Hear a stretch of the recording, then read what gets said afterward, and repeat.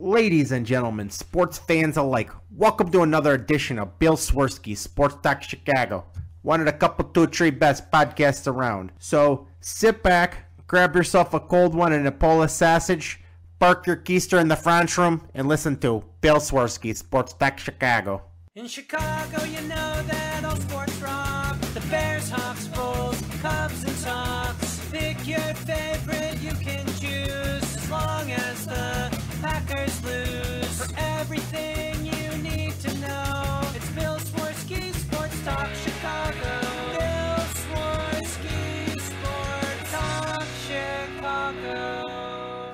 Hey everybody, welcome to another edition of Bill Swerski Sports Talk Chicago. This is your hosts, Alex and Sean.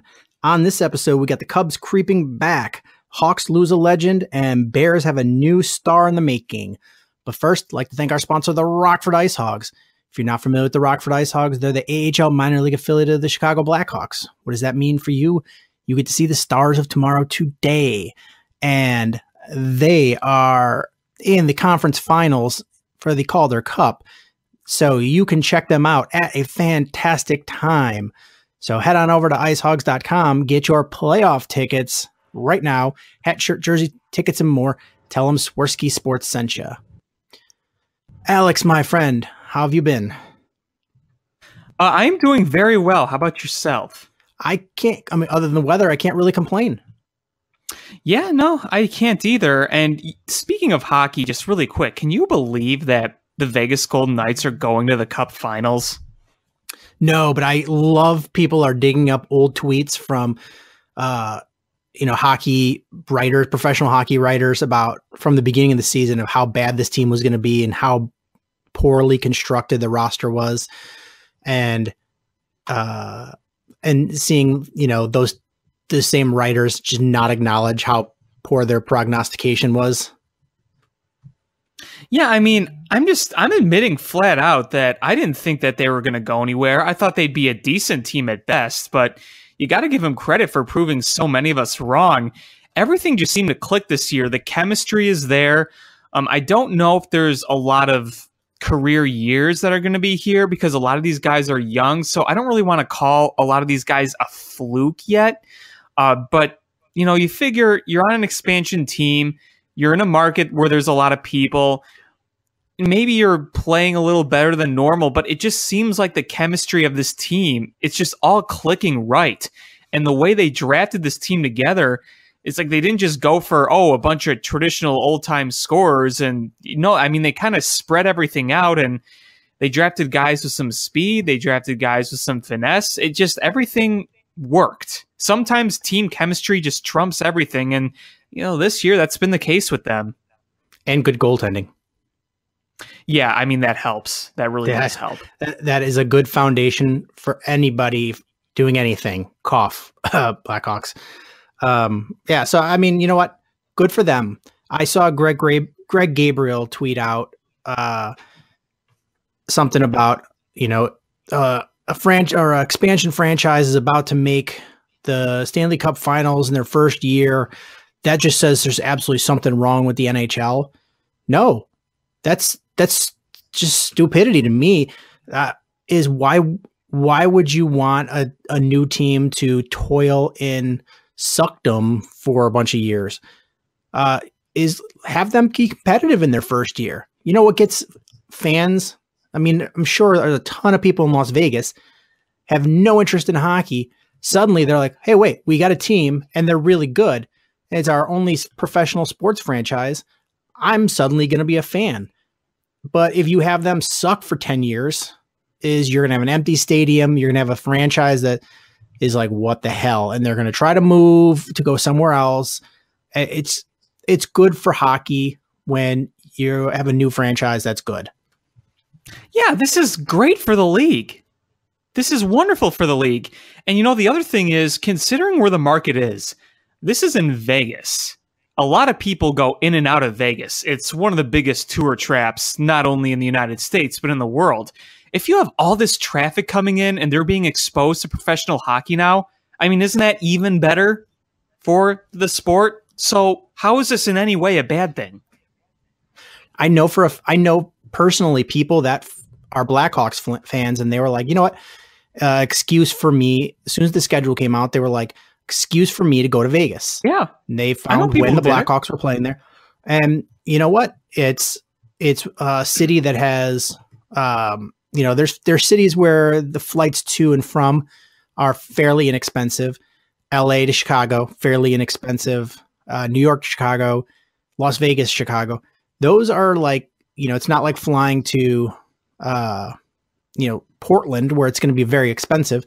You can get like a $200 flight and, say $40-50 for a ticket, and you have a fun weekend away from, a weekend getaway.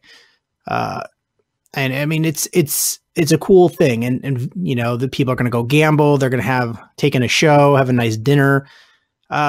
It's cool. It's really cool that, fans are going to do that. And you're going to have more of the hometown fans because their team is good. You're going to have an influx of the opponent's fans because of, a fun weekend getaway. It's good for that town. Think about this as well. The whole thing about the sports gambling now. I just wonder how much that this is going to affect it. You can't help but wonder. I don't know maybe, but I just don't know how much gambling goes on with hockey. Once the Raiders move to Las Vegas, we're going to see. Oh, that'll be how much that bigger, goes. no doubt. I'm just saying, with this scenario, the fact that hockey in Vegas is doing so well, and the fact that they are going to the Cup Finals, you got to think there's at least some sort of boost in hockey gambling. Oh yeah, definitely this specific moment. Right. I don't know if in the long run but right now, the timing of it, it was like a perfect storm there. Legalized gambling and the professional team in Vegas going to the finals. Here's a really funny tweet from Adam Rank. The Vegas Golden Knights have more Stanley Cup appearances than the Browns had wins last year. Yeesh. But you know what? I feel really excited for the Vegas fans because, their drought is over. Man, that long-suffering drought.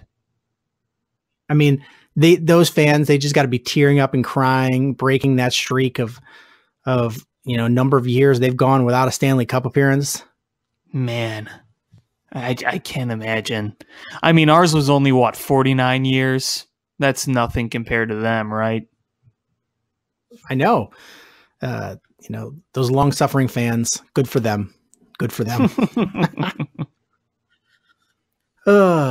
So we don't have a ton to talk about. We got one big Blackhawks note, kind of funny Bulls thing, a couple of Little Bears things, and then some baseball.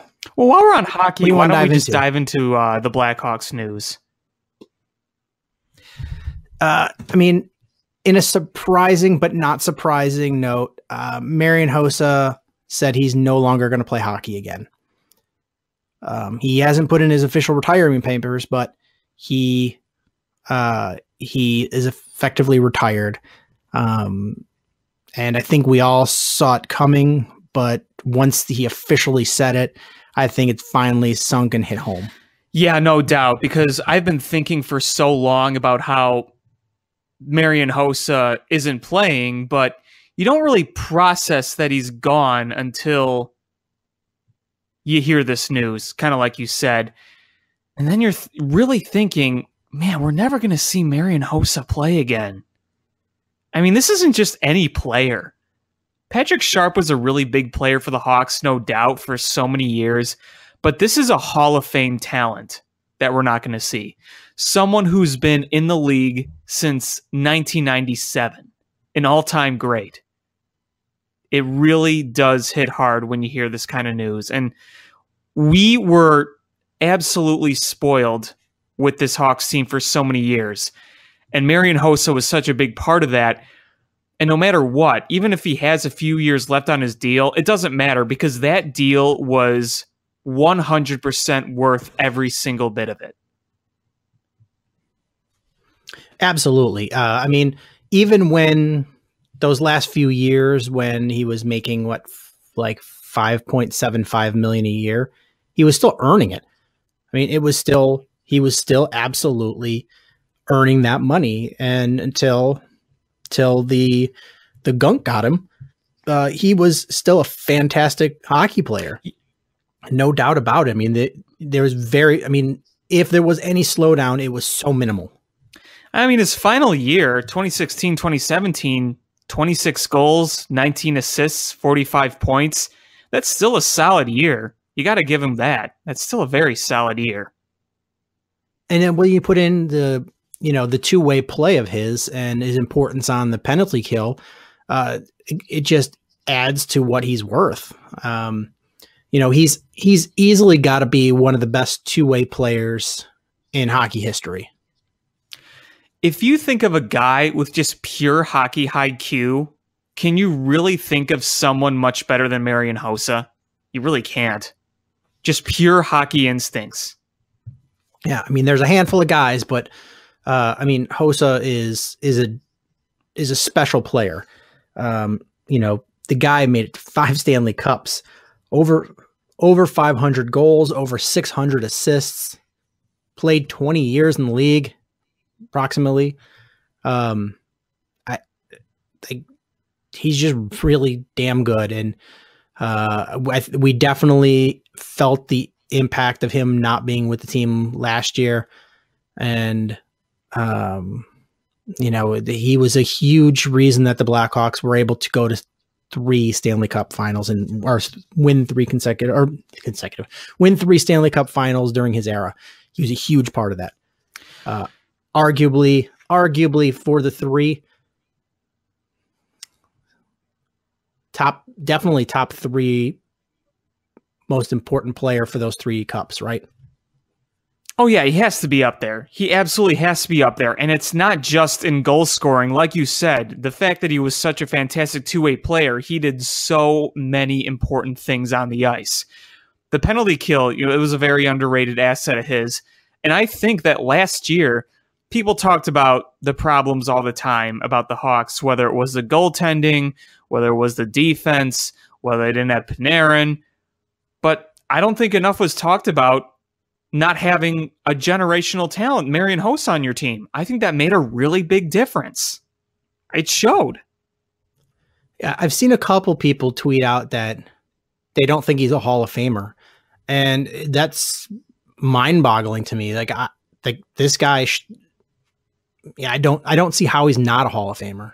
Most people would tell you he is, because he is. The Hall of Fame is going to tell you he's a Hall of Famer too. I mean, the guys around him, if you look at the stats or the guys around him, they're all Hall of Famers. So why would Hossa not be? And I'm not sure how the rules for hockey are. I don't know if he's not going to be allowed to gain, or if his time before he can start, his clock between his retirement and getting into the Hall of Fame is going to be affected by when he stopped playing or when he officially says retired. Well, I think he is officially retired when his contract is up, and that's another 3 years or whatever. Yeah, so I don't know if that's how that works, because that's the one thing that would suck, because he's doing the Blackhawks a big favor right now by staying on the injury list.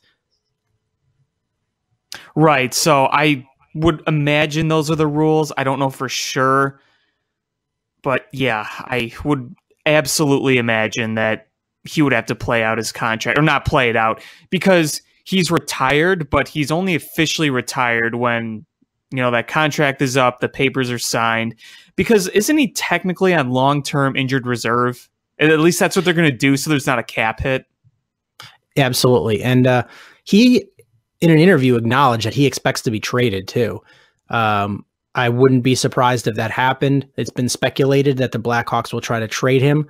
Then he can officially retire, because then the cap hit won't affect the Blackhawks. But if the Blackhawks do that, it'll be a wink, wink, nod, nod type trade where they're going to have to throw in a player or a pick for somebody to take on that contract. Yeah, we'll see how that works. Because it would just basically be a salary dump. Right. Then the league won't be happy about it, because they weren't happy about the the way he went out, because the Blackhawks were trying to say, hey, no, it's injury. This is not a retirement. This is an injury. And they were like, I don't know about this. And, medical experts and, said, no, he can't play. So ultimately ended up being, they accepted the long-term injury reserve. And that's where he's going to stay until either he's dealt or that a contract expires, because I don't think he's going to do the Blackhawks dirty with the big cap hit that they're going to take. He's still going to collect his salary, which he's got most of the money already. I think it's like $1 million a year in cap space. But the way the NHL contracts go is it's the average value every year. It's not like the NFL where you can front load contracts or back load contracts.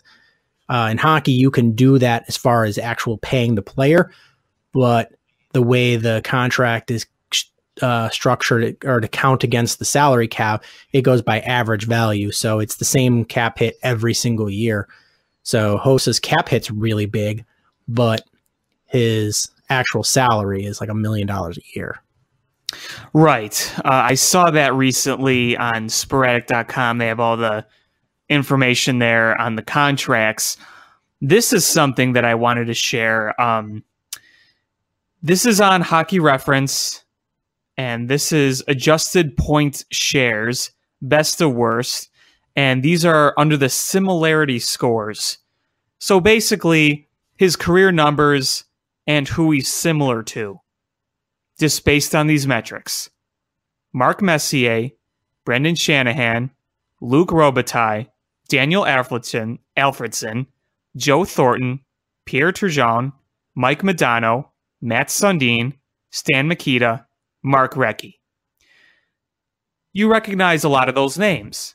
You know that a lot of those names are in the Hall of Fame. So there you go. Yeah, he's a no-brainer. I don't see how he's not. But we'll find out in a couple years. But I would be absolutely shocked and disappointed if he wasn't a Hall of Famer. He'll be in there. I wouldn't worry. I look at it the same way I looked at Urlacher. I'm confident, but enough. Like, there's a handful of people that are being like, well, I don't know, that are just putting a little doubt in my mind. But I knew Urlacher was a Hall of Famer. I know Hossa's a Hall of Famer. It's one of those things. It's the eyeball test. Even if looking beyond stats, it's the eyeball test. You look at it and you're like, yeah, Hall of Famer. How do you say no? Right. So, we got a year to kind of process the feeling, but it's actually starting to sink home now. And, I wish Marian Hossa the best in whatever life holds for him. And apparently once his contract expires, he's got a front office job with the Blackhawks sitting there. Good. That's good.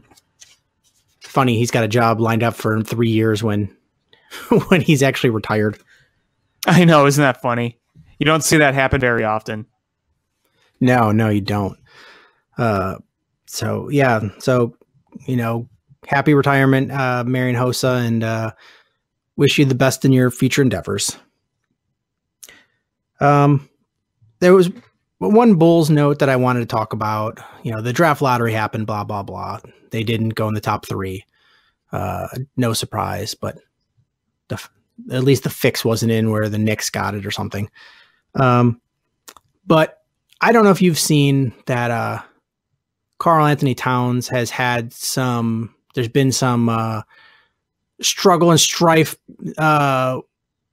with him and the Timberwolves management, to the point where there's rumors speculating that he might be traded. I don't know if you've heard that. I've heard it a little bit. I don't really know much about it, but I have heard of it. I didn't pay much mind to it because it's Timberwolves, but I did see that Zach LaVine tweeted out a picture of Karl Anthony Towns where he used like paint like MS Paint to draw a Bulls jersey on him and tweeted it out. And I was like, that's awesome. Like he couldn't have even got somebody to do like a 5-second Photoshop job. No, he was MS Paint and just like wrote Bulls and a number 8 over the top of the jersey. I love when people do that. It's so funny. I don't know if it was MS Paint. It might have been like one of those like phone apps where you just draw it with your finger because it was so badly done, but it was so hilarious. Oh, like Snapchat? Yeah, I don't know. I'm old, so I don't know these things, but it was so poorly done. It was ridiculous, but it was funny nonetheless. And I don't know if our friends at Ball, I don't know if you've seen the hashtag that Big Dave has had out there, get dub on Twitter. I have, yes. So we have friends that do a Chicago sports podcast and a Bulls podcast called Ball, and it features our friends Big Dave and C-Dub, and C-Dub is a lurker on Twitter. He doesn't go on Twitter, and Dave wants him on there because of his hot takes, and he won't go on there. So he's, unbeknownst to C-Dub, started a hashtag Get C-Dub on Twitter, and some of the tweets with the hashtag have been fantastic. So they recorded an episode where Dave presented all of the tweets with the hashtag, and they haven't posted it yet. So I'm excited to hear it because it's going to be ridiculous. I need to listen to it too. I know they've been tweeting more and more about it, and I need to check it out because I usually do listen to their shows. They really are a good listen. I recommend it to anybody. Yeah, I threw my hat in the ring with the hashtag, and I photoshopped a picture of C-Dub wearing the Infinity Gauntlet, making the Twitter logo disappear. That's great. So I hope he laughed when he saw that one. You can see this now. And it was funny because I was at work, and so I didn't have my home computer with actual Photoshop on it. So there's a web-based like photo editing program called Pixlr that I'll use sometimes if I'm not with my home computer because it has some of the same functions like the simple ones. And I'm like, okay, well, I'll use this. And it was, I don't know if my work had it blocked or if it was down. So I'm like in Word and Paint trying to Photoshop this. And it's like, this is taking me forever. But I use up work time to do this. Hey, I think it's worth it. It's worth it. I think so. But moving on to Bears, not ton going on. But it's one of those times a year where the draft is over. Free agency, for the most part, is the newsworthy free agency is over. Training camp hasn't started. So this is when the writers are scraping the bottom of the barrel to find things to write about. And there was a couple of articles, and I don't know why I read this time of year because I'm just anxious to find anything, but there was 2 that just made me just like question whether or not they have editors or not, if they just like regurgitate, like they barf out words and just post it online. So there was one that was talking about the hottest training camp battles going, in the NFL. And one of them was the Bears pass rush, the outside edge rusher. And I was like, how is that a hot battle? Is they don't have a lot of talent there.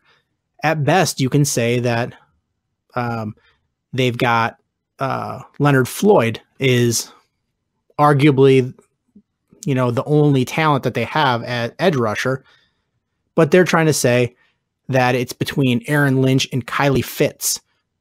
So it's a guy who the last 2 years has a combined 2.5 sacks and a 6th round draft pick that spent the last 2 years hurt. That's your hot battle for training camp. That's ridiculous. And it's not like either of those guys is going to get cut. They're going to need both of those guys to, to be in a rotation to try to get any pass rush. Yeah, I don't think it's, We all know this is going to be one of their weaknesses. I don't think that there's going to be a huge competition between those guys. I think it's pretty clear cut.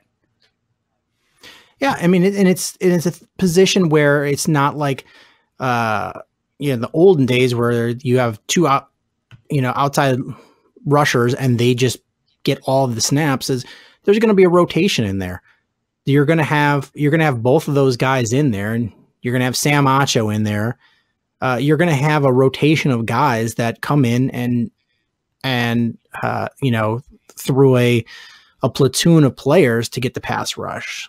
Somebody ultimately will start, but it's ridiculous to be like, this is a camp battle, because both guys are going to get playing time and neither one is going to be a stud. They're just going to be in there to do the best they can. They're filling in a need. That's what they are. Yeah. And filling in a need until we can, upgrade that position. Which would ideally be as soon as possible, but as of right now, that's what we're stuck with. Yeah, we're stuck with it because this draft was pretty low with edge rushers, and free agency was pretty poor with edge rushers. So, the best edge rusher potentially in free agency was tagged, and the arguably the best pass rusher in the draft went before you picked. So you're scraping the bottom of the barrel, even though you had all kinds of money and you had a top 10 draft pick. So you got to go with what what's available. Right.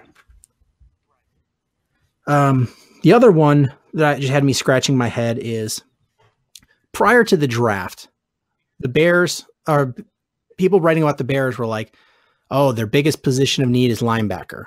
Bears need linebacking help. The Bears need linebacking help.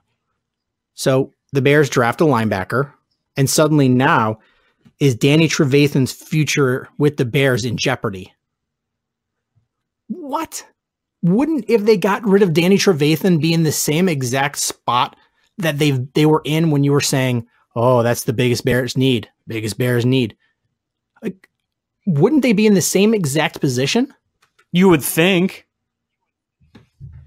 Like it would be Nick Kwiatkowski and another linebacker and then nobody else. So why in the world would Danny Trevathan's job be in jeopardy?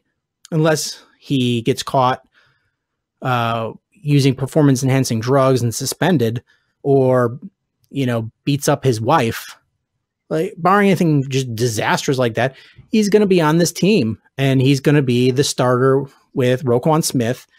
And you expect good things to come from those. Is the two of them are going to make a good starting combo, and Nick Kwiatkowski is going to be your depth. Right. So I don't understand why you would hinder yourself. If this was a situation where, you had more depth and you were in financial straits with your cap room, maybe, but Danny Trevathan, it's making like $6 million a year and you've got like 20 some $1 million in cap room. You don't need to do anything. So might as well use his talents because he's still a good football player. Yeah, let's get rid of him and put in John Timu to start. I don't get that at all. Yeah. Why would it be in jeopardy? I mean, you got right now, the depth chart looks pretty set.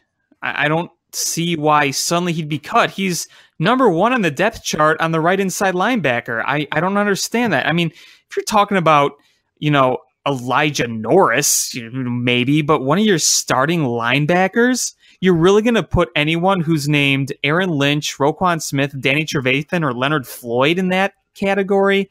That doesn't make sense to me. Or even Nick Kwiatkowski. Nick Kwiatkowski and John Timu at least proved that they were solid depth, as well as like Sam Acho. I don't know. Yeah, like, you know what? This is Dan Trevathan is going to be a starter, and he's going to be a good starter. And until Roquan Smith proves otherwise, Danny Trevathan is the best inside linebacker the Bears have. Right. So, I don't know. I'm not even going to try to understand that one. It's not worth it. It's ridiculous. And I keep seeing these articles, and I'm like, just scroll past them. And I was like, I don't have the willpower. I'm like, I have to read it and then be angry about it. Yeah, That's there my you go. That's my superpower. My superpowers. I can't scroll past things. Nah, I hear that. I understand. But the last thing of the Bears I want to talk about, because there's not that much, but is you cannot go on Twitter or Facebook or any social media or any Bears talk at all without Anthony Miller showing up everywhere.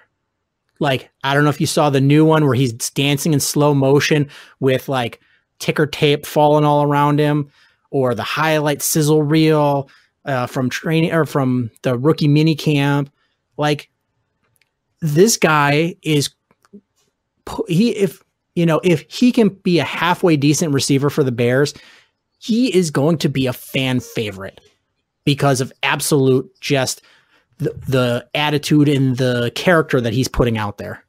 And again, I know he hasn't played it at all for the Bears yet, but this is refreshing to see. You're seeing some enthusiasm from the players and then being a bit more, more willing to show their personality. So again, I think that this kind of goes back to the Matt Nagy changing of the culture. I know it all sounds cheesy and blah-de-blah, but if one thing has been proven about changing a culture in the city, like by, say, the Cubs or the Blackhawks, it goes to show how important that is. I mean, did you remember the Lou Piniella Cubs being that way like they are now under Joe Madden? No. So I like what I'm seeing from the players, especially him, being a bit more expressive. I think that's a good thing. And, excuse me, and especially when the training camp battle is going to be Anthony Miller versus Kevin White. So you've got one guy who's already looking like he's going to be a superstar based on what he's putting forward, full of confidence, already talking about he wants to go in there and change the culture by himself, and bring the hard work ethic and the grind and the tough play, and already has the wide receiver attitude you need and the confidence. The other guy had out of 48 possible games has played 5, and coaches had to show him his college tape as motivation to get him to, think he can do something in the league. Like, that's not really competition. That's not a competition. Like, Anthony Miller is so far in front in this race, and they haven't even taken the field yet. Again, it's a refreshing feeling. It really is. Yeah. I mean, this guy is acting like he is receiver number 1, and he's going to be receiver number 3. That's awesome. That is awesome, because he's just going out there and saying, F this. I'm going to take, the bull by the horns, and I'm going to be great. And that's what you need. Is how many wide receivers have you seen that are great that didn't tell you how great they were? Not a lot. I mean, Terrell Owens is arguably, I hate the guy. He drives me crazy, but I would say he might be the best wide receiver I've ever seen play. And I have seen Jerry Rice, and I have seen Steve Largent, and I have seen Chris Carter, and I've seen Randy Moss, and I think T.O. might be the best wide receiver I've ever seen. And that guy once held a press conference in his driveway where he was shirtless doing sit-ups.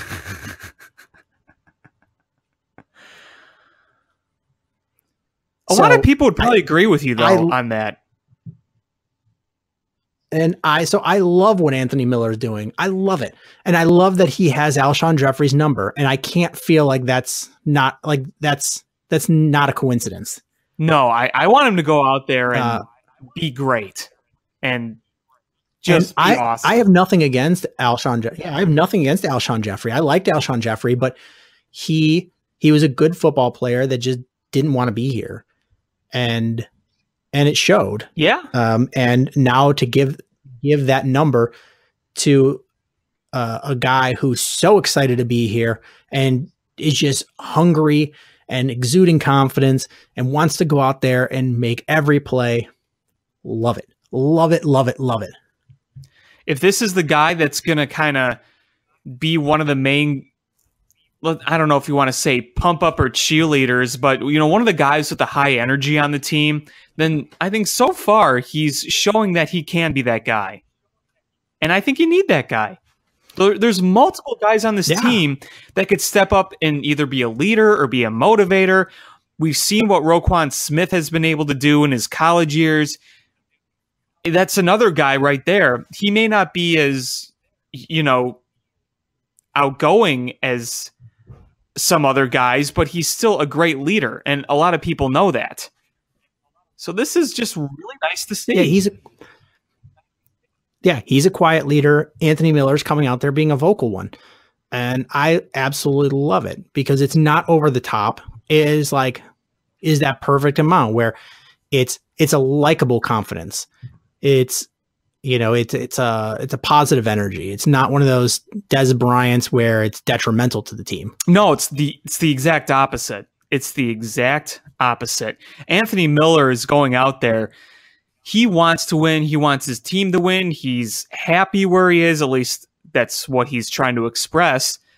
If you want to be happy to be on a team, and you are happy to be on a team instead of forcing yourself to try to be happy even though you don't want there, I mean, there's a pretty big difference between wanting to be happy and actually being happy. Or, some people aren't happy and they clearly show that they're not. But we're not seeing this here with Anthony Miller or a lot of these guys.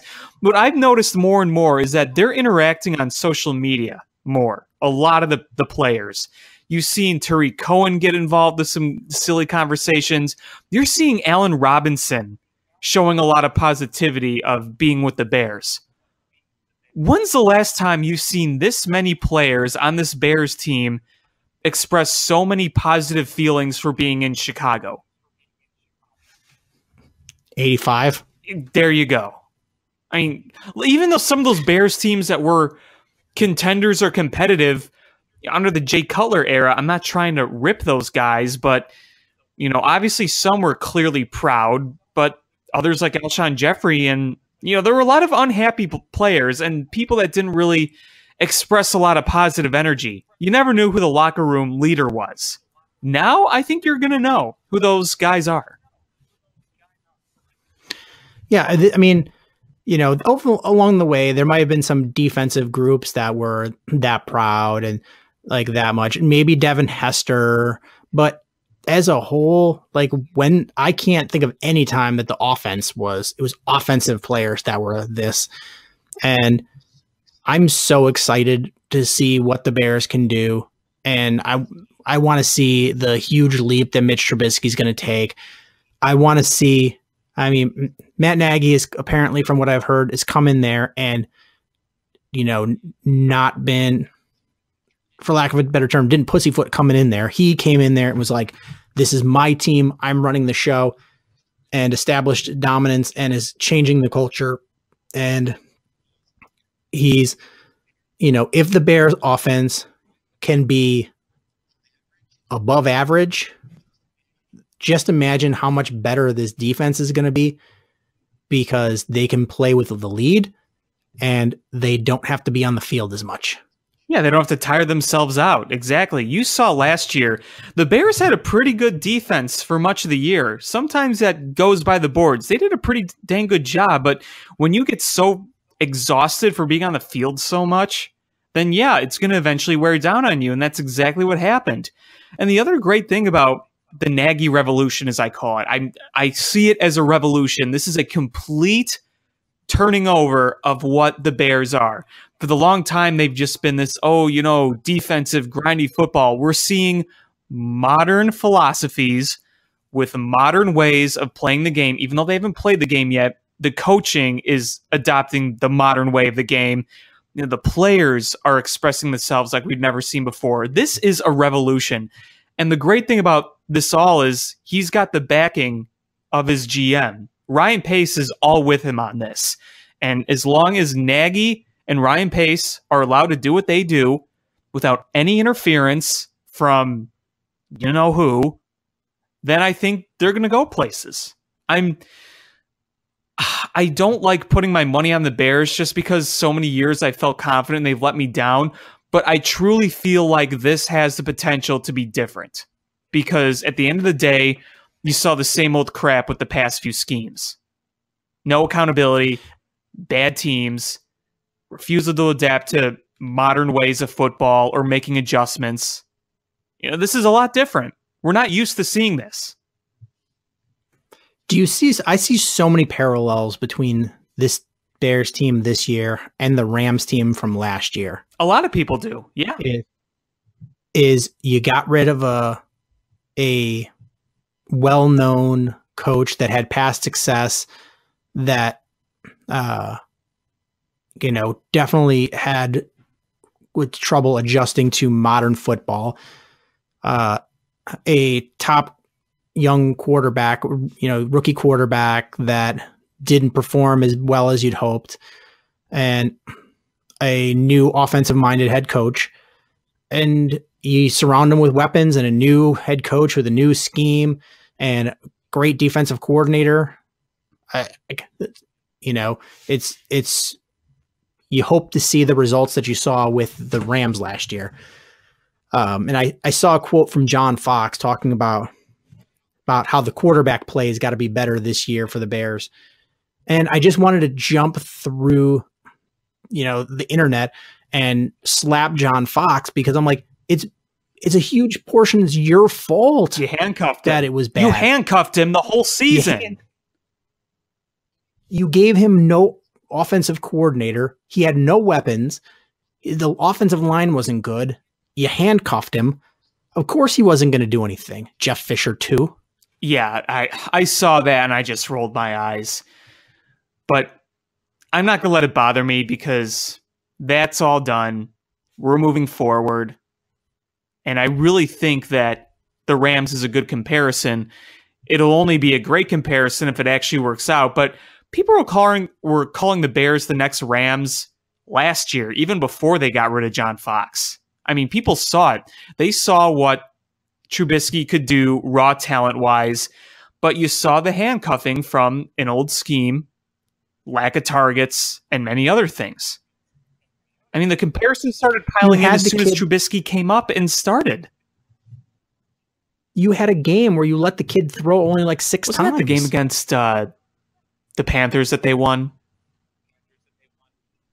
That might have been. But I'm like, you handcuffed the kid so bad. Like, you're not going to win games. This is not 1983 where you're going to pound the ball and play good defense and punt away. Like, you need good quarterback play because Jacksonville did that. And guess what? Good quarterback play still beat them. Well, this is the modern NFL. It's a passer's league. You got to have good quarterback play. And you got to have coaching that will allow for your quarterback to do what you do and a team for your coach to adjust to certain things. Because if you have versatile weapons, guess what? You're going to be plugging them into different situations. And football. It's a game of adjustments. And the most frustrating thing about being a Bears fan for so many years, there was never any adjustment. It was clearly not working, and yet it was the same crap all the time. Yeah, and I'm so happy to have a forward-looking head coach and a forward-looking GM. And one more article I saw that I wasn't going to mention, but it kind of makes me chuckle now, is before last year, there was like ranking the NFL general managers. The Bears have the worst general manager in the league. Now he's up to 23rd. What's up, league? What's up? Just wait and see what happens over the next few years. Things can really change. Or they could not. I don't have a crystal ball. But here's the thing. If this whole rebuild works out and the Chicago Bears win a Super Bowl, everything that was said about Ryan Pace in the past, it won't matter. He will be part of Chicago immortality. He will be remembered forever in football.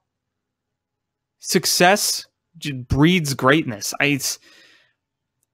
We could be looking back and laughing at all the Ryan Pace criticism in a few years. Or we could say, wow, we really did screw up. But, I can't really judge him until this full rebuild comes into full effect. Has he made some bad signings? Yes. Has everything been perfect? Of course not. But you got to like what he's drafted so far. You got to like the vision he has. I think that he's hired the right guy. We'll see if that truly is the case when they play. But again, he had to clear so much crap out from the previous year. That's not easy to do. No, it's not. It's a tough lift. He told us it was going to be a tough lift. He didn't want to band-aid everything. He wanted to just clear house, start fresh, put a new foundation in, and go from there. And we took a lot of lumps. And I think this is the year where we're going to start to see what the house is going to look like. Absolutely. I mean, even if they have a 500 season and they show a lot of improvement, we'll take that as a win. I think that the realistic timeline right now is competitive 500 football coming up, and then the next year it's playoffs or bust. I mean, wouldn't you think that's fair? I think that's fair. The one thing that's unacceptable this coming year is like another 5 less win season. I think that is unacceptable. If you get 8-8 or more, then yeah, you'll call it on the right track. But anything less, I think that's kind of a failure. I don't know what you think about that, but that's kind of how I see it. I would agree. I still even think 7-9 is going to be looked at as a positive. Sure. I think anything worse than that, you're going to be like I said, 5 wins or less. Yeah, part of it is going to be to the eyeball test is because sometimes if you lose a handful of games against, if you lose both to the Packers, both to the Vikings, that's 4 losses right there. But if you lose by, both games to the Packers with a last second drive by Aaron Rodgers in a long field goal, you look at that a lot differently than if they come in there and your quarterback throws 5 interceptions and a defensive lineman intercepts ones and returns it for a touchdown, and Aaron Rodgers rests in the second half because he doesn't need to play. You look at those games differently. You do, and you saw a lot of that last year, too, when you think about it. There were a lot of games the Bears could have or should have won that they didn't. The one at home against Minnesota, the one in New Orleans. I mean, part of that was because the NFL completely screwed them over. But there was a lot of games that they really could have and should have won, but they didn't. Some of it was bad coaching. Some of it was a bad mistake here or there. They should have beaten the Lions at home, too. You could look back last year and point at 3-4 games that the Bears easily could have won. The one game that they can't have a repeat of this year is that Eagles game where they just got embarrassed. No, you can't have that. You can't have another one of those and still look positive at the season. Even if you're like a 9-7 and you're like, man, this is a great turnaround, but you get absolutely manhandled and spanked, it's still going to sting. You can't get manhandled like that and feel good about yourself. Would you say that was probably the best, or not best, the opposite, the worst? Well, I don't know. I'm trying to think. That was probably one of the worst games all last year, but the worst of the Trubisky. Because I don't really, the terrible game against the Packers and Green Bay, it was Mike Glennon. I don't really count that. I don't, because, Mike Glennon doesn't really mean anything anymore to the Bears because he's gone. But it was either that or the home game against the Packers. Those 2 games were probably the worst of the Trubisky era so far. But I definitely agree. That one against the Eagles, you can't get embarrassed like that. And that wasn't even all Trubisky. That was that whole team just rolled over and died. It was that game and the Tampa Bay game the Bears just rolled over and died. And you don't want a repeat of those. Is you want to be competitive in every single game, win or lose. You want that team to go away. If they go away with a victory, you want them to go away with 2 black eyes in the victory. Right. Exactly. So should we transition over to baseball? So, the quick hits, we got Jason Hayward back from the concussion protocol. And had an offensive outpouring against Cincinnati, which you sort of expect, even though you weren't so happy with some of the things in the games against Cincinnati. They at least took 3 of 4. But that series against Atlanta was not a good one. Well, the first game they completely stole. That was a complete steal win. Those were some bad calls. If they don't get those calls, the Cubs lose that game. They were incredibly lucky to win that game. The next game, they scored 1 run, squandered scoring opportunity after scoring opportunity, and then gave it away late. That was really frustrating. Did you know that Atlanta is in the top 4 in baseball in starter ERA? I just don't think that's going to last. I really don't, but I don't know. No, but you know what I think this team is for real.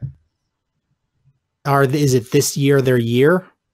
I don't know. I still think Washington takes this division, but you just think they did this rebuild right. Oh, I think they did this rebuild fantastic, and they'd be even more dangerous if they weren't penalized for that one tampering or whatever they did. I think that this team definitely is for real, but I think their true march towards the playoffs, or at least towards contending for a World Series, I think that starts next season. I think the second half of this year, they're going to fall on some hard times just because a lot of the guys are so young. I don't think the pitching staff is as good as it shows right now. I mean, Brandon McCarthy, come on. But they are on a right track. I think next year they're going to be winning a division title. I mean, I can't completely rule it out this year. They're off to a great start, but I just think the way this team is so young, it's not complete yet, and they're going to hit some real hard times. But you got to be really impressed with this rebuild. They have some top-tier talent. The team's loaded with it. Oh, absolutely. And I like to see that how rebuilds work, and I think retooling on the fly is an archaic thing that's, I agree.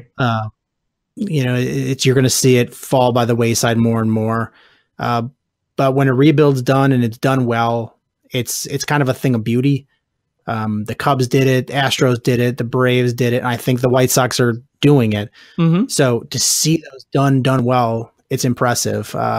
There's other teams that are like the Marlins, not doing a good job of it. There's teams that are not doing a good job of it. Padres, not doing a good job. So you like to see when it happens. It's like a work of art.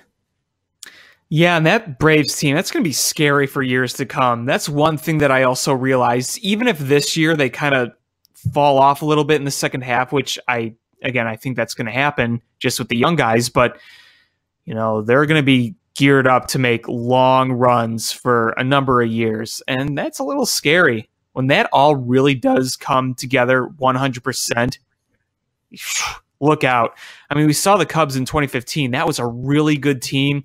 It was just missing a few pieces, even though they made it to the NLCS. They added those pieces. They won a World Series. It's going to happen to the Braves. And they're just loaded, man. They are loaded.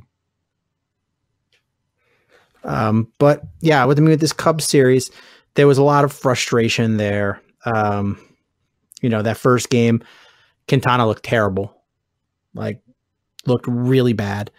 Second game you win, but you had to have some late game heroics.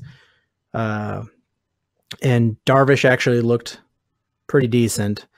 And that third game, no offense, and you lose it with just one awful inning and cost you the game. I mean, Chatwood had a really good game. Chatwood had a good game. Only 2 walks, only 1 earned run, and 5 1/3. But your offense is just really struggling. Well, they got guys on base. They just couldn't get them in. That's been, if you look at the recent games where they haven't scored a lot of runs, that was the issue. It's not like they're not getting on base. They're getting hits, they're getting walks, but they can't get anybody home. Now, luckily, that changed for the better the last 2 games. I know we'll get into that, but you look at their last 2 losses, the one in Atlanta and then the first game yesterday, that was all because they couldn't score. I mean, the second game in Cincinnati, which was the first game yesterday, the second game of the series, they were 1 for 16 with runners in scoring position. I don't know what the numbers were for the game against Atlanta, but it was also a lot. So it's just weird that all these Cubs losses, they're just really frustrating. But I guess you could also say that day in and day out, they're in a position to win most games. They're not getting blown out for the most part. I don't know if you want to take that. It could be frustrating to see, but it may also be a good sign if you look at it that way. I don't know what you think about that. I read this article about Manny Machado, and I think we'll just jump right into that. Is the rumor are the Cubs are hot and heavy about bringing Manny Machado over. And the article lambasted the idea how stupid it was because that won't fix any of the Cubs' issues. The Cubs' issues is starting pitching. You should be trading for a starting pitcher. And I'm like, has the person that wrote this article ever, I mean, have they been watching these games? Statistically, if you look at the averages, the Cubs are putting up good offensive numbers. But if you actually look into it, and we've talked about this before, is they come in batches. Wednesday they scored 1 run. Tuesday they scored 3, but 2 came in the 9th. But then Friday they score 8. Yesterday they score 10. Today they score 6. They come in batches. They can't manufacture runs in close games. And if you bring in a starting pitcher, where are they fitting into this rotation? John Lester's having a great season. Quintana he's had some rough outings, but he's had some fantastic outings, and he's a cornerstone of what you're doing for the next several years. Darvish, you just paid a lot of money to, and he's starting to look much better. Last 2 starts have shown a lot more promise, I'd agree, yes. And Hendricks he's having a rough season this year, but he has been a great pitcher over the last 2 years. And Chatwood has had some really, really good starts, and he's an affordable back-end pitcher. Like, where are you going to fit somebody in there? Like, who goes where? But look, they built this rotation for a reason, and early hiccups may happen to some of these guys, but at the end of the day, they built this rotation to eventually all come together eventually. You got to trust Jose Quintana. We saw Jose Quintana beat him yesterday. You got to trust you, Darvish. You're paying him all this money. John Lester, in my opinion, is still the ace of the staff. Kyle Hendricks is weird because he's had some misfortune, and he's also given up a lot of home runs, but overall, he's still been efficient. And Tyler Chatwood, like we talked about, the walks are annoying, but he's not getting hit hard at all. So you got to just rely on this rotation to do what they do. They're not going to trade for a starting pitcher. But if you look at adding a Manny Machado, look at how many base runners the Cubs are getting, and then look what their stats are of bringing those runners home. Even with a position where they have runners on second and third and less than 2 outs, it's abysmal. You add in a guy like Manny Machado. Manny Machado is on a team that's 17 games out of first place. 17 games out of first place in May. In May. And he's got 14 home runs, 42 RBIs, equal number of walks and strikeouts, batting .343 with an OPS of 1.07. You don't think that's going to help when you have runners in scoring position in these close games? Sorry, it's going to. You're going to score runs, and you're going to win those games. You're not going to lose 4-1. You're going to win those games. You're not going to lose 1-0. You're going to, more wins are going to come. And you look at the guy he would be replacing in Addison Russell, and the absolute astronomical improvement at the plate is just, insane. Like, you are going to score more runs because you're going to have an elite level of offensive talent on your roster. Well, I think that's what it all comes down to. Manny Machado is a superstar. And of course, putting a superstar among other superstars on your team is going to make you better on paper. Now, my whole thing with the Cubs offense is it's one of the best in the league. And I'm not worried about it. What's frustrating is that there isn't really any consistency. They go on a run of games where they score 10-plus runs, and they go on a run where they can't hit anything or score any or strand a billion guys. At the end of the day, what I want from them is consistency, and I think it'll come. But if you add Manny Machado to that, then, boy, that's getting even better. So I don't think it's as much of a necessity, but it would surely be a great addition, no doubt. It's not like adding him would suddenly make you worse. That's ludicrous. It would only make you better. Is because Addison Russell has made some boneheaded plays in the field. So there, Manny Machado is a very, very, very good fielding player as well. And then at the plate is Manny Machado has 14 times as many home runs as Addison Russell so far this season, over 4 times as many RBIs, is batting over 80 points higher, and has an OPS of 300 points higher. That's and twice as many walks and less strikeouts. Yeah, I mean, there's no doubt that Manny Machado is better than Addison Russell. I'm not going to pretend that he is.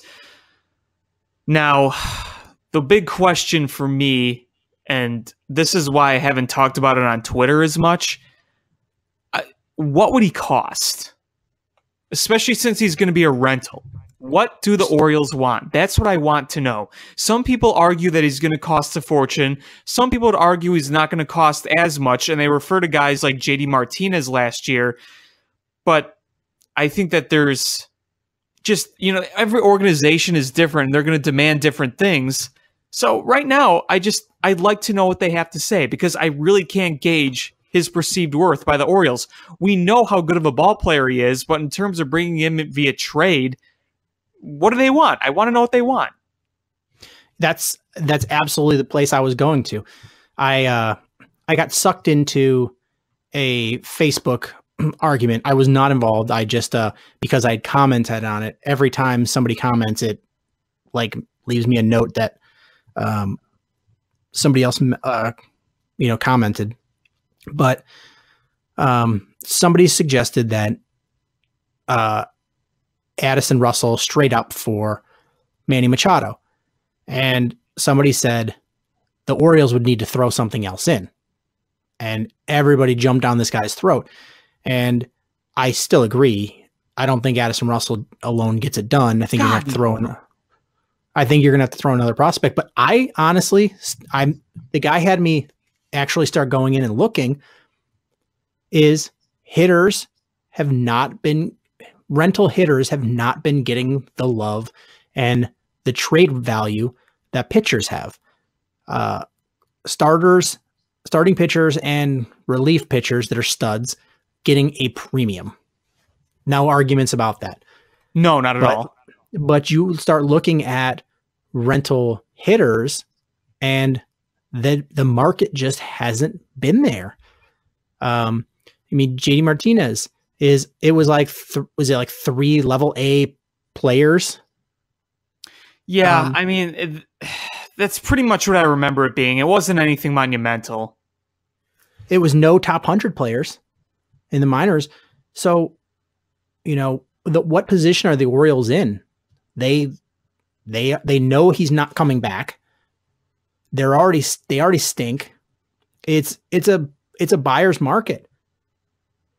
A lot of teams that are in it don't need Manny Machado necessarily. So it could be a position of, I'm trying to think, as I read somewhere, like the best offer they got during the off season was a top 100 minor league player and a low level minor league player. And that was the top offer they got for him. And they were like, no. So why would that heat up and go further, getting from halfway through the season? Well, I think the whole idea that a lot of people are looking at is the Orioles want to get something because they're not going to be re-signing him because there's no way they're going to be able to afford him. So it's better to get something than just let him walk. So that's kind of where the argument is made of they may not want the monumental package that some people would think. Also, what you said about rental hitters not going for much. My thing is, though, how many of these rental hitters are on Manny Machado's level? I mean, this isn't just, anyone. This is a superstar here. This is someone that is a top player in baseball and one of the faces in baseball. So that's where I kind of look and say, maybe you can compare him to some of those trades, but at the same time, he might want to, the Orioles might want more than what you'd see. I mean, I'm looking at the trade right now with JD Martinez, and JD Martinez is a really good player. The Diamondbacks gave them Sergio Alcantara, Jose King, and Dawel Lugo. You don't know much about those guys, but as good as he is he at the same level of value as Manny Machado?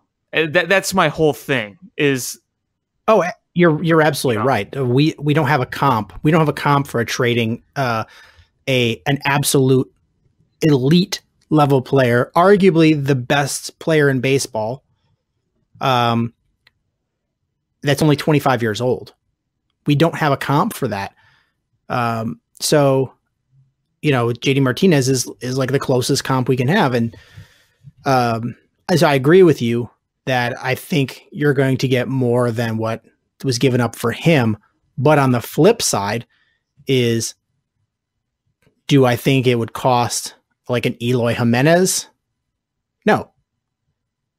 Like, you're not going to get the same value as you will for a pitcher, because a pitcher, the thought process is a pitcher is going to bring you more value for the playoffs than a one hitter.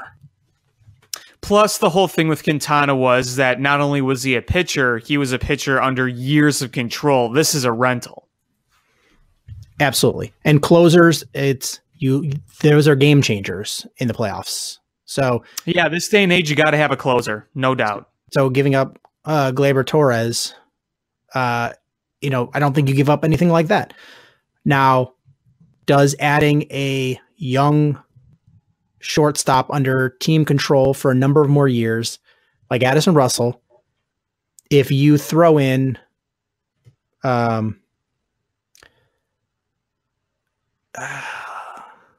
like a borderline guy who, like Seng, do you make that trade? Would you pull the trigger to get Manny Machado for half a year? Oh yeah, I would. I don't know if they would, but I would. It's curious. I mean, you got to kick the tires on that.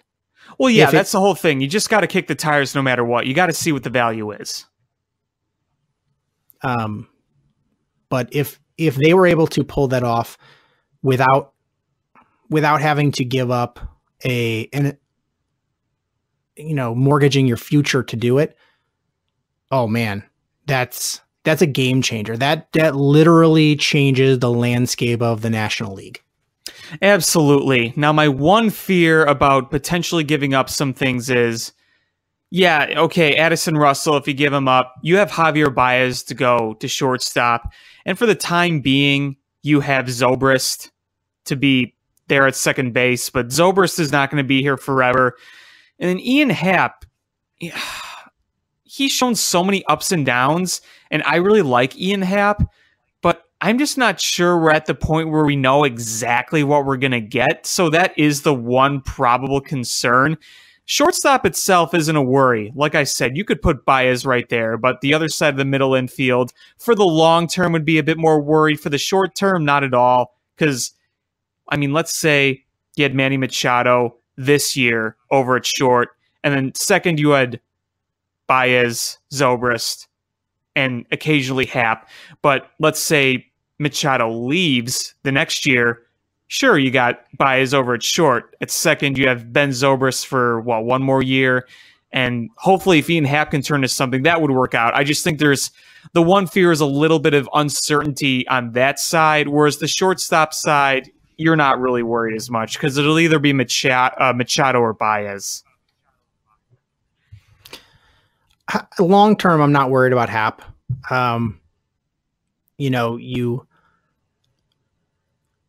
If your worst case scenario is Machado leaves at the end of the season and you bring Baez over to short and then Happ is your second baseman long term, you at least have all of this season to prepare for that possibility, or the rest of the season for prepare for that possibility, and all next season where if it's another struggle is you do have Zobrist and Tommy LaStella can play second base. You've got a safety net. I mean, is it the best safety net? No, but it is definitely a safety net that can get you to the playoffs. And Ian Happ might end up being really good because I think he has the tools to be really good. Yeah. So, but that's worst case scenario. Best case scenario is Happ does great and he's playing in the outfield. And you re-sign Manny Machado. He plays short.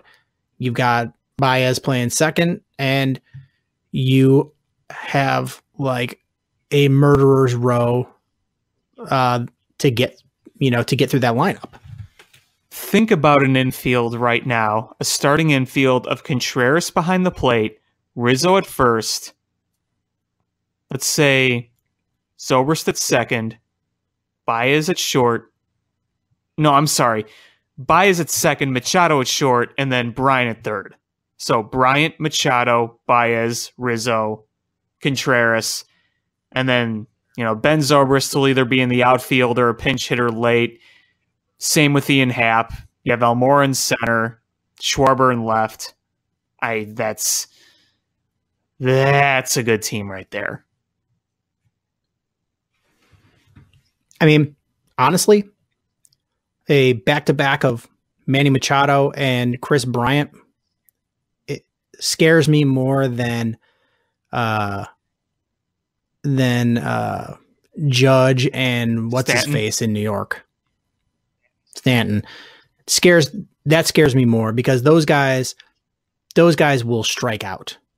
Those guys got big holes in their swings, and they can hit home runs, but they've got big holes in their swings.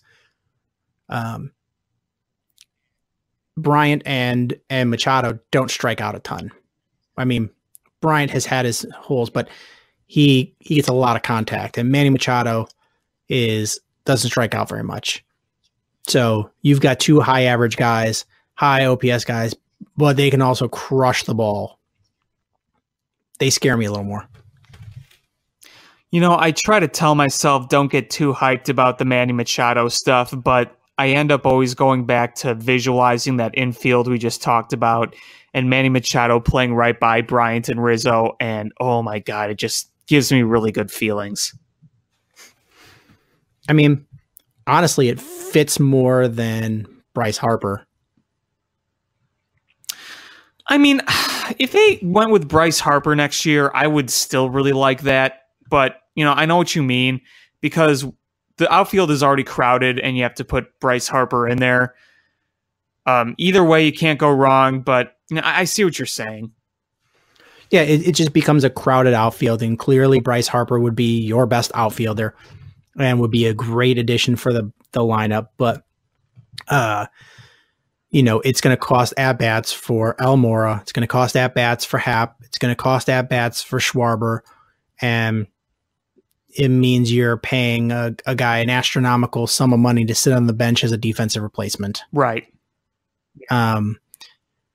But Manny Machado is definitely, no matter what the ceiling is for Addison Russell, which I don't know how much better is he's going to be as a player, his ceiling's never going to be as high as Manny Machado. No, it's not. And you put him in there, he's just upgrade. And it doesn't cost you at bats of some of your young, potential really good hitters. Yeah, I mean, if they traded Addison Russell for Machado, I mean, obviously it wouldn't be straight up, but let's say he was the centerpiece and they got Manny Machado back, and if Addison Russell does really well in Baltimore, you still have Manny Machado, and no matter what, that's a better ball player right there. So you look at it that way. Plus, when you win the World Series with Manny Machado this year, you don't worry about what the stats were of Addison Russell going forward. And no matter what, Addison Russell already helped you win a World Series, so it's not like that got away.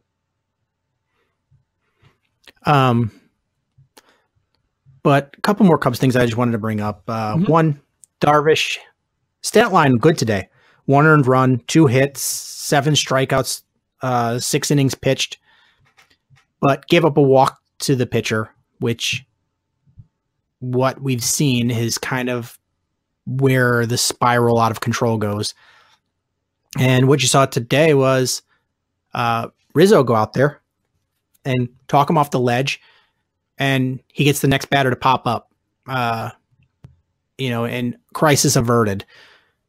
Is this the point where he turns the corner and starts showing you why you paid him $120 million? I mean, I sure hope so. I watched the highlights. I watched the condensed game before the show because I missed the game today. But I saw his last start, and obviously he couldn't get through 4 because of the leg cramps. But he looked really sharp in that start. Very fastball heavy. I think I saw a stat on Twitter where he got nearly 20% whiffs on his fastball. So when he's locating that well, and he's got good velocity, the velocity has not been the problem at all. He's hitting 95, 96. When that's going well, then he can surprise you with one of his weird breaking stuff and completely fool you. And you're seeing that work better for Darvish in his last few spots. You want to get some longevity out of him in each start. Like I said, I saw everything that happened in the game. I know he had a nearly 40 pitch first inning. The fact that he was able to turn around and get 6 innings, you got to give him a lot of credit for that. I mean, if he didn't have that long first inning, he probably could have gone even longer. But I would sure hope that this is kind of the turning point, because the last 2 starts, outside of a few walk bugaboos, I like what I see a lot more. I think you're going to start seeing better outings from him and more consistent good outings. My concern now is starting to be with Hendricks. Chatwood, you're seeing some good things out of. Lester's been great. How can you not trust John Lester at this point? I mean, even with his age, I have full faith in the guy. Quintana is, I got to see some consecutive quality starts from him, but Hendricks is worrying me because it's like he'll go through cruise control and then just home runs. And you're like, where did this come from? He's throwing. It's like he doesn't have the power stuff where he can, even if he has a bad pitch, a guy that's throwing hard, it's the probability of a bad pitch going yard is still not that great, but the way Hendricks throws is if he's not perfect on that command, it's serving up batting practice. Well, I mean, one thing to keep in note is that his command has been good. He's only walked 11 guys in 55.2 innings. So when things aren't located right, they're crushed. And that's kind of what you get with him.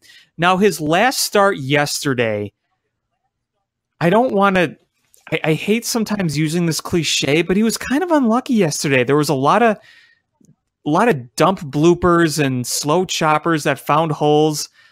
Joey Votto led off with a double that went off Hap's glove. That was like less than a 40% chance hit probability.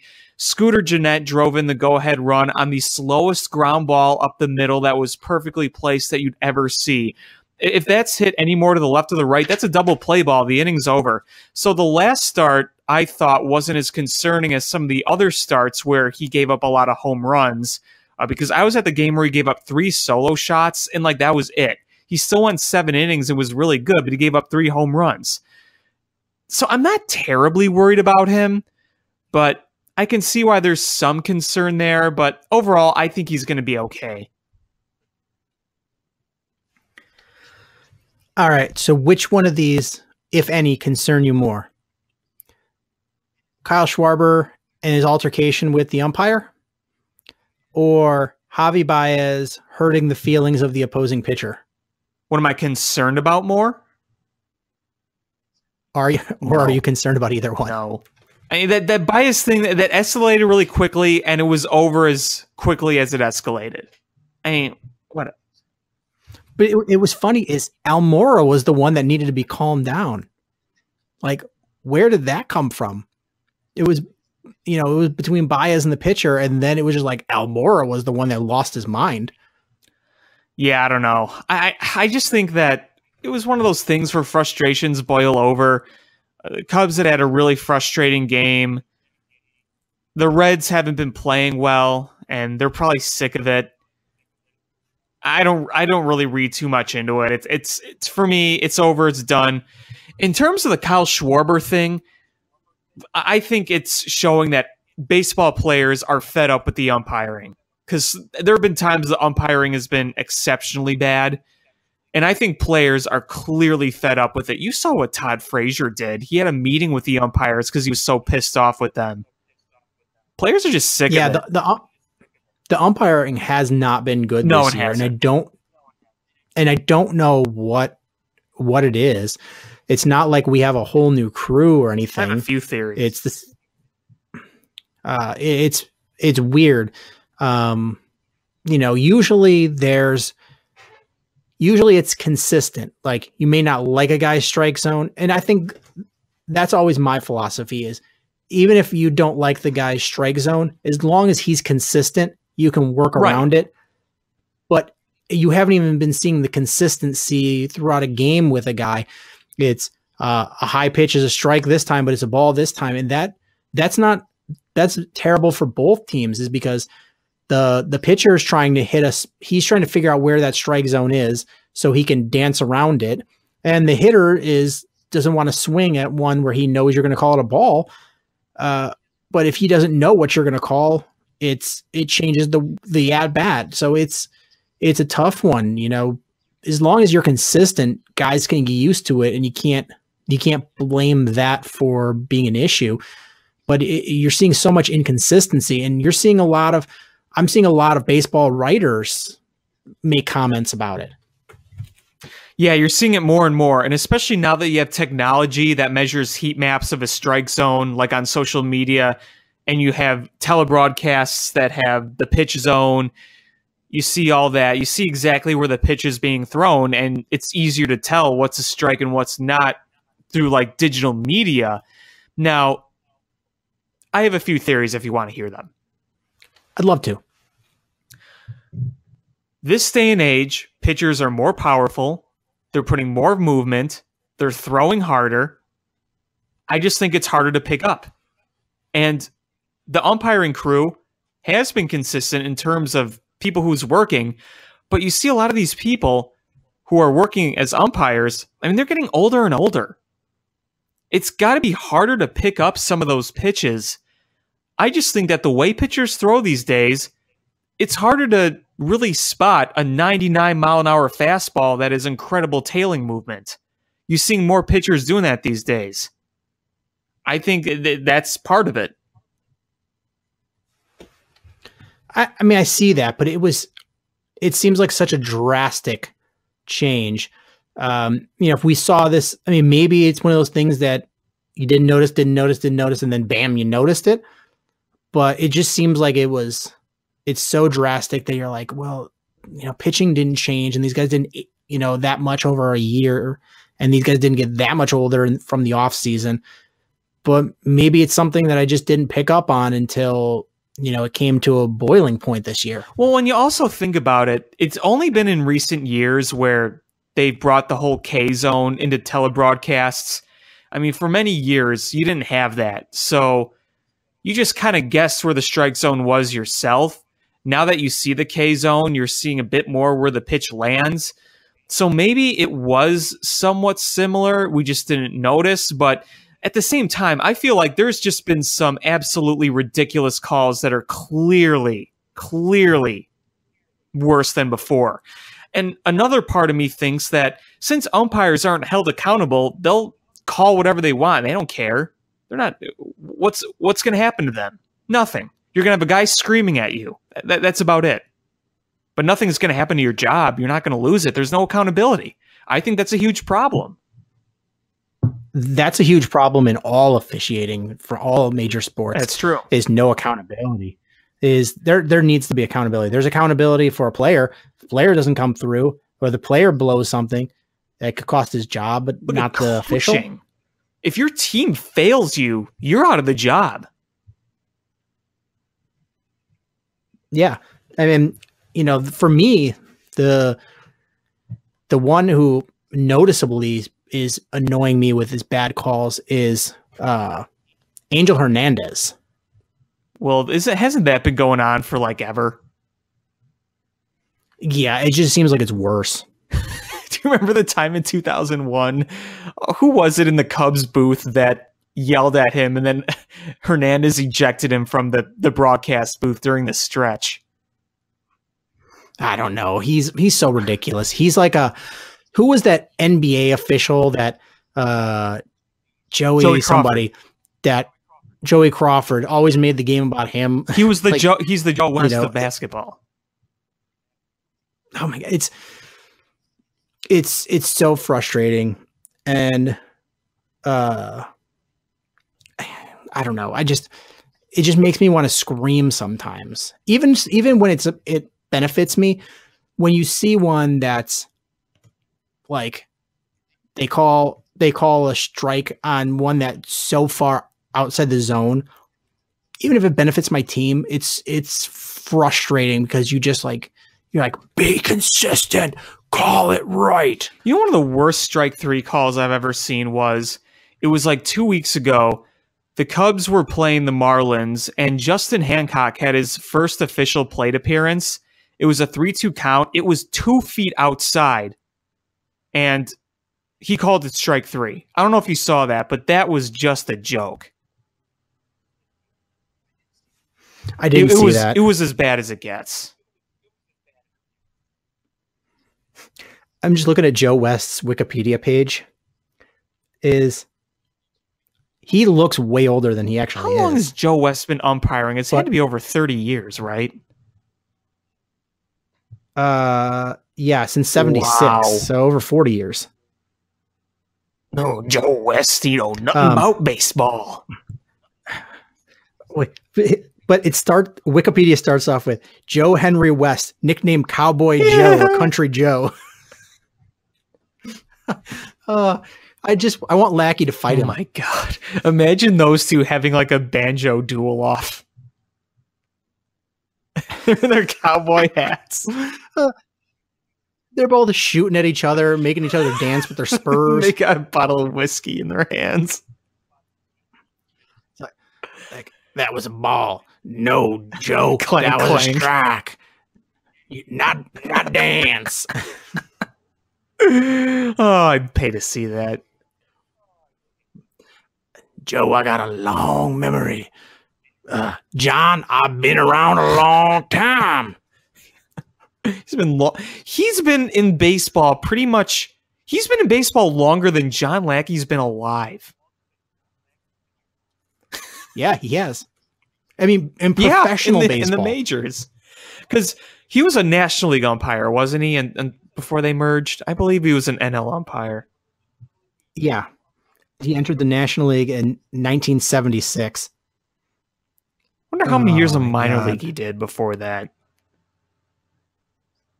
Who knows? I have a friend who he went to umpire school and he wanted to be an umpire. He's umpired college games. But he said basically it is all politics, who gets in, who goes out. And it doesn't matter how good you are or your credentials. It's all politics. And he's like, that's sort of why I gave up, because it was frustrating. Oh, that is frustrating, I bet. But Joe West is 66 years old this year, depending on when his birthday is, but he'll be 66 this year. And he looks like he's 172. He looks like the fat crypt keeper.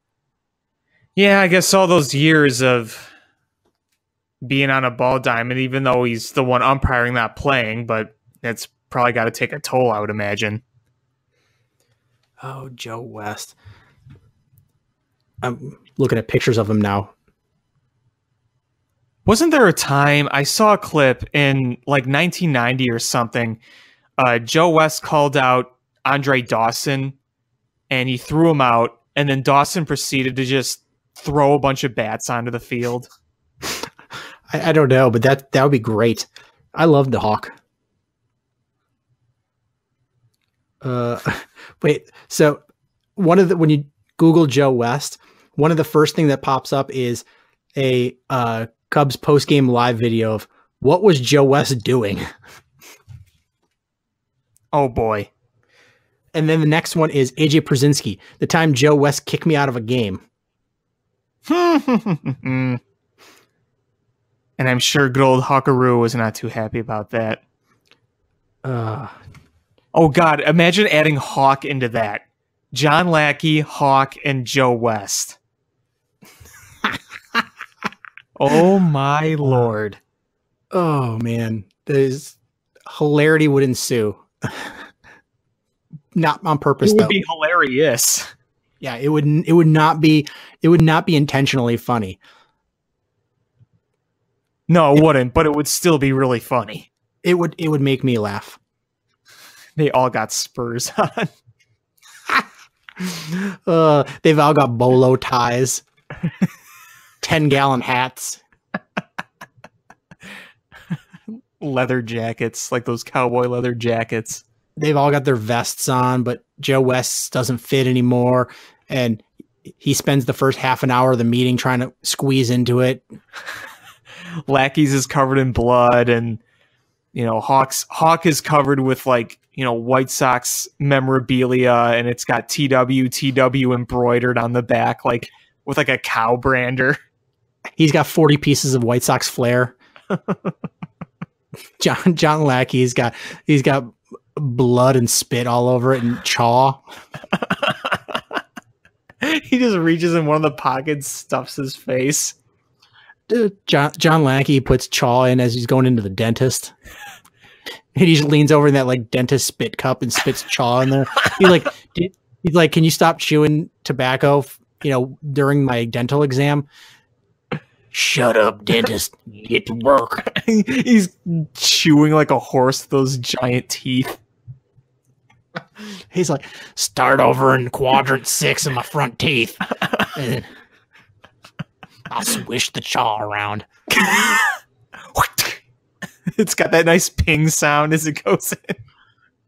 He's got that old 1950s cartoon look where he's looking at him cockeyed with one eye closed and one eye, squinting, and the chaw in his mouth. Sir, your spurs are scuffing up my dentist chair.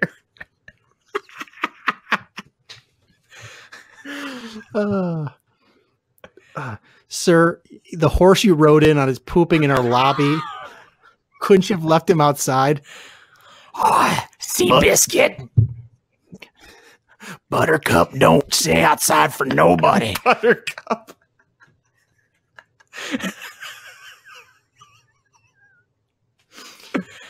Oh my God. I so want to get John Lackey on the show. I'm going to start reaching out now and just aggravate him until he comes on the show. Oh, I would be so happy if he came onto the show. Remember when I was pitched Game 7 of the World Series? Yeah, John, that was a long time ago. Well, I got a long memory. Well, I'm glad you do.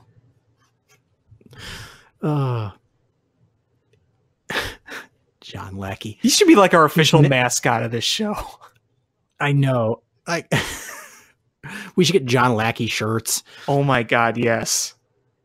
You know, have our logo and have an alternate logo instead of like the Swerski looking face. It's John Lackey with the mustache. Oh my God, that would be awesome. I had a roommate in college that was in a band called the Bill Wennington Fan Club, and he got Bill Wennington to come to one of his shows. And I was like, that's kind of impressive. That is impressive. Bill Wennington was probably so embarrassed after he saw the band. Yeah. Oh, man. Oh, well. They still got him. That's all that counts. Well, is there anything else you wanted to talk about? No, not really. I'm just settling into some Cubs baseball here, hoping that they can find some consistency. Really glad. I was so frustrated with that one loss in Cincinnati, but at the end, taking 3 of 4 was what you really needed to do, so that's good. Before we sign off, did you see that Jose Quintana stat line I shared last night? I did. It blew me away. Can you share it with everybody? Because I don't have it committed to memory, but I saw it this morning and I was like, what? And I was like, that can't be right. So then I started digging in and I was like, yeah, that's right. Yeah, so Quintana's ERA on the year is 4.47. His ERA for this versus the Central, so Reds, Brewers, Cardinals. He hasn't pitched against the Pirates yet, but those 3 teams, he's got an ERA of 0.0. Against everyone outside the NL Central, 8.96 ERA.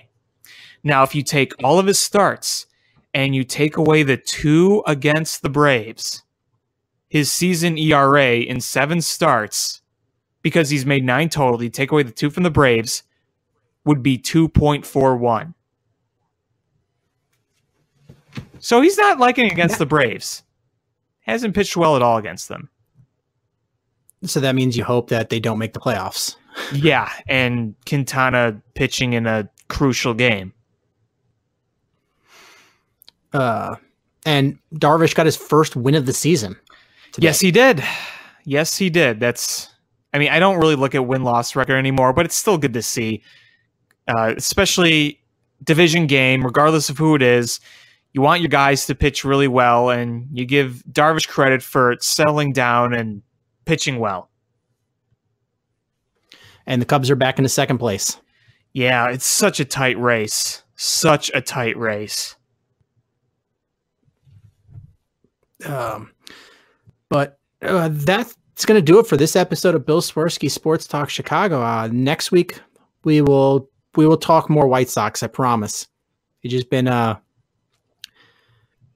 ugly season so far, but you're starting to see, if you squint and you cock your glasses a little bit, you can start to see what resembles a good baseball team. Yeah, I think so. So we'll talk more about the White Sox next week, I promise. Make sure you guys hit subscribe however you listen to podcasts, whether that's iTunes, Stitcher, YouTube. Follow us on social media at ShyFanPad1, at Swerski Sports, Facebook.com/Swerski Sports, SwerskiSports.com. Thank you guys so much for listening. And until next time, bear down. Cubs win! What a lucky break! The good Lord wants the Cubs to win! We think and God for all they have provided. Cubs win! Cubs win! Cubs win! Oh, I don't want her. You can have her. She's a Packer fan. She can't fit in my van. And she looks like number New Yorkers. Smoking crack is not legal on planes.